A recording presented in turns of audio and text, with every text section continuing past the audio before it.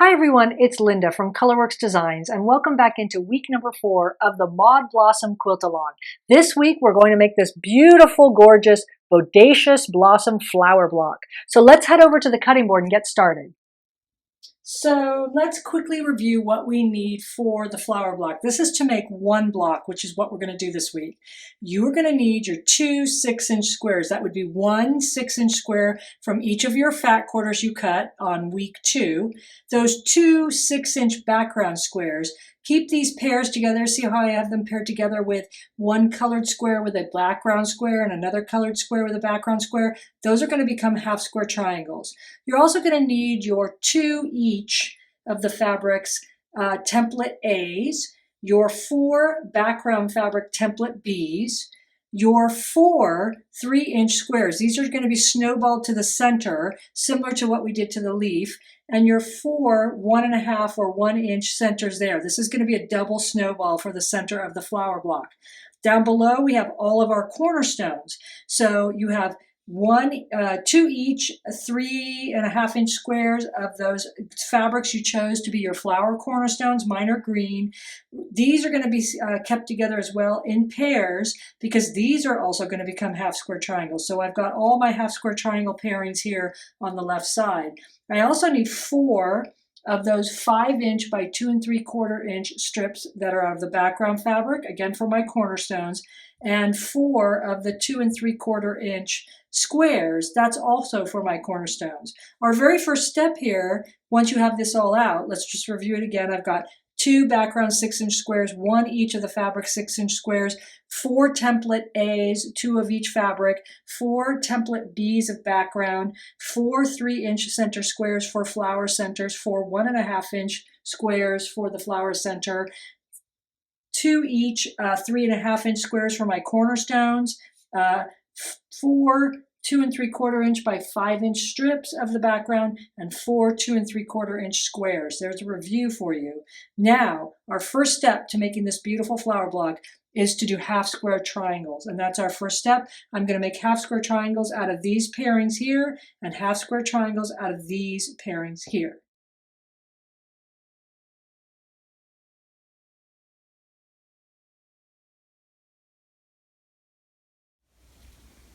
Okay, so now that we've made half square triangles from our combinations, we need to square them down. These larger squares are going to get squared down to 5 inches by 5 inches. These smaller flower cornerstones are going to get squared down to 2 3/4 by 2 3/4. So we'll start doing that and get those on their way. Let's start with the bigger squares.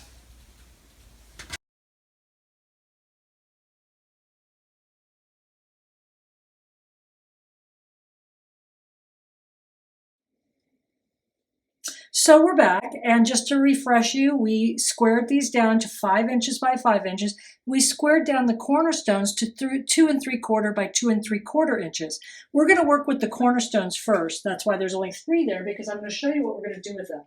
We're going to make the cornerstone units like this first. Now, how is this made? Let me put it this way for you. So it's basically one of my half square triangle cornerstone blocks, and I sew it together with one of my 2 3/4-inch background squares. Those two go together first. You'll press towards the background square, and then I'll attach or stitch on this 2 3/4-inch 5-inch strip. When I get done sewing those 3 units together, that unit should measure 5 inches by 5 inches. When you get done sewing it, it's always a good idea to take your square ruler and just double check that measurement. Make sure that you are at the proportions the pattern says you should be. I am. This also gives you an opportunity to trim anything away in case you took a bigger seam allowance when you get here, or you can correct any mistakes that you might have done in piecing. Maybe you took too big of a seam allowance, and here you can actually then seam rip and remake the unit to make sure it comes out to the size it needs to be. So again, this is the flower cornerstone unit, and again, it's made by just putting these 2 squares together just like that. Make 4 of these in exactly the same orientation. Do not switch this orientation, or else it will look funny when we get the block done. So if you put the dark up to the upper right, then put every single one up to the upper right, the dark. But these two go together, press to the background fabric, then add the 2 3/4 strip at the bottom, press towards the background fabric. Do a cursory measurement when you're all done, and that should measure 5 inches by 5 inches, and you're going to want to make 4 of those.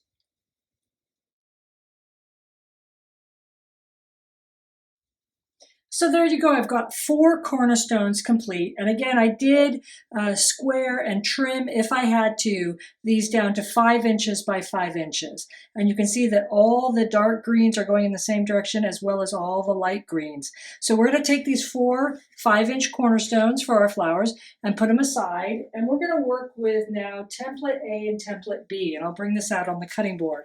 We need to make 4 units. So you've got 2 of these, let's say, lighter value template A's cut, and then you've got 2 of the darker value template A's cut, like this, of the darker fabric.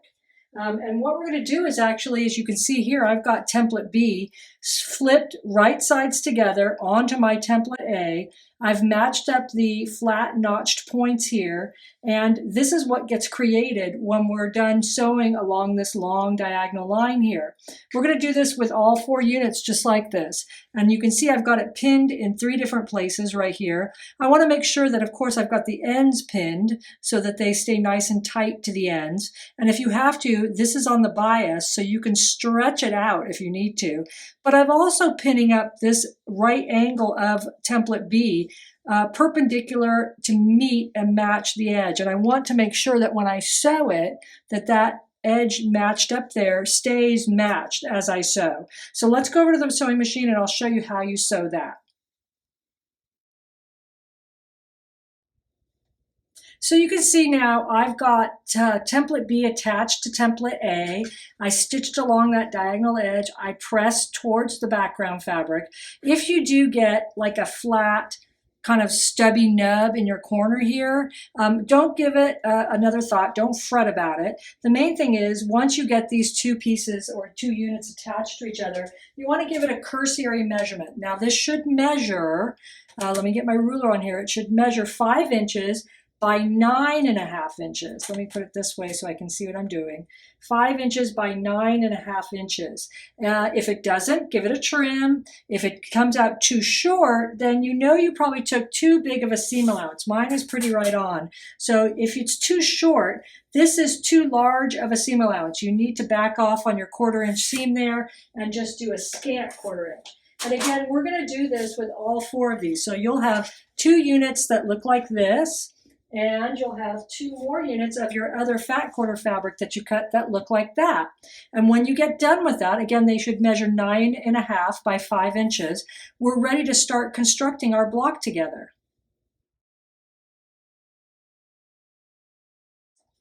Right, so we're ready to start putting the block together. I'm going to refer you to page 11 on the pattern to make sure that you follow this diagram here when laying out all your pieces. And so just start laying out the pieces following the diagram here. So if I were, I would put this one here. This is this bottom corner here. And this guy kind of goes up in this region here somewhere, I believe. Okay, and then we have to get in our other larger units. So this one goes like this, and you can see they're kind of creating a cross in the middle, right? And then we fill in our half square triangles we created. Now those are going to be opposite fabrics, meaning these go together, I believe, like that, and over here like that. So you can see that the same fabric is kind of catty corner to each other. And again, it gets a little mixed up when you follow the diagram, but just, follow the diagram, take it at your pace. I'm going to explode these out a little bit so you can see the quadrants now. So each one of these is going to be 1/4 of the block. And I'm going to caution you not to put all 4 quadrants together just yet, because you need to snowball the centers. So before we do that, we need to sew these quadrants together. Once you get it laid out, just like that diagram. There we go. And you can see I've got my cornerstones in place here. You can see the flower block starting to take shape. Now, the way this goes together is I simply sew these two 5-inch squares together, and I attach this 5-inch by 9.5-inch strip. Now, when those 3 units go together, that should be 9.5 by 9.5. Same thing over here. These 2 units go together, the 2 5-inch squares, attach the 9.5 by 5-inch on top. That unit should measure 9.5 by 9.5, and so on and so forth. So we're going to go ahead and put our quadrants together. Okay, so we've got the quadrants together, and I did give them a cursory trim and square down, so they need to measure 9.5 by 9.5. So just go ahead and give them a trim if they need to, or find out if there's something going on, like if they're smaller than 9.5, what's going on. We then, in order to complete our flower block, we need to do the snowballing to the centers, which creates that kind of square and a square look that you see on the picture right there.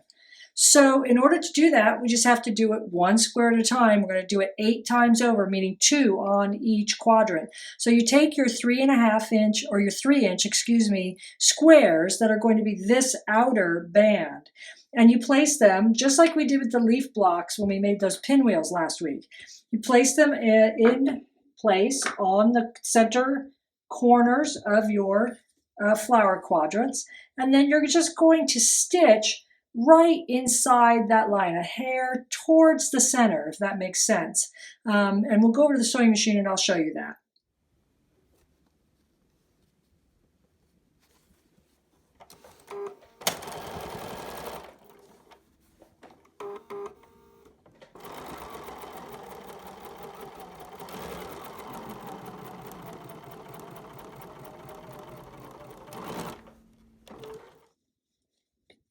Right, so you can see I've got my first set of squares, which were the 3-inch squares snowballed into the center of these 3 flower blocks here, flower units. This one is complete. So in order to do this now, complete all of the flower units, I just take my 1.5-inch or 1-inch square.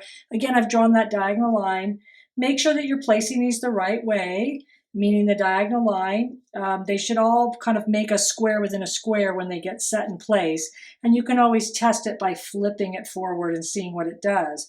So I'm going to now snowball this outer center corner again, just with the smaller square. And I have cut away the excess seam allowance back there. As soon as I pressed it and made sure it was meeting its tip, I then went back to the cutting board and pressed, took away that extra bulk back there to leaving a 1/4-inch seam allowance. So we're going to do the snowballing of these centers again to create that little tiny center to the flower block, and then we'll be ready to put the 4 quadrants together.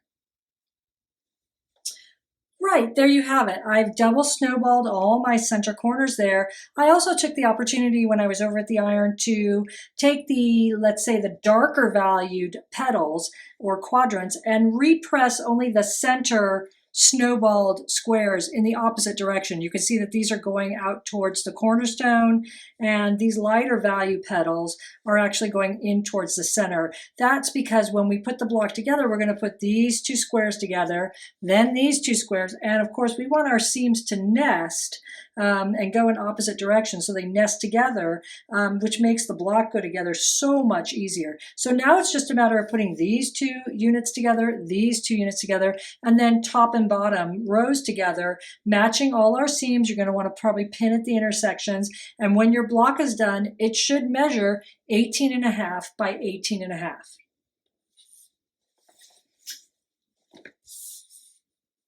And of course, there you go, my finished 18.5 by 18.5 inch flower block. All put together, nicely nested seams in the center just from pressing in opposite directions.